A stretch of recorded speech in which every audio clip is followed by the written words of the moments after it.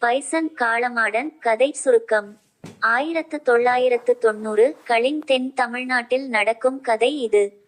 ஒடுக்கப்பட்ட சமூகத்தை சேர்ந்த கிட்டான் என்ற இளைஞனுக்கு கபடி விளையாட்டின் மீது தீராத ஆர்வம். ஜாதி ரீதியான பாகுபாடுகள், தொடர்ச்சியான அவமானங்கள் மற்றும் வன்முறைகள் நிறைந்த சமூக சூழலில் கிட்டான் தனது கனவை அடைய போராடுகிறான். அவனது தந்தை வேலுசாமி பசுபதி அவனுக்கு எதுவும் ஆகிவிடக் கூடாது என்று கபடி விளையாடுவதை எதிர்க்கிறார். ஆனால் கிட்டான் தனது கோபத்தையும் வலிகளையும் கபடி ஆட்டத்தின் மீது செலுத்துகிறான். ஒரு அர்ப்பணிப்புள்ள பயிற்சியாளர் அருவி மதன் கிட்டானின் திறமையை கண்டறிந்து அவனுக்கு வழிகாட்டுகிறார்.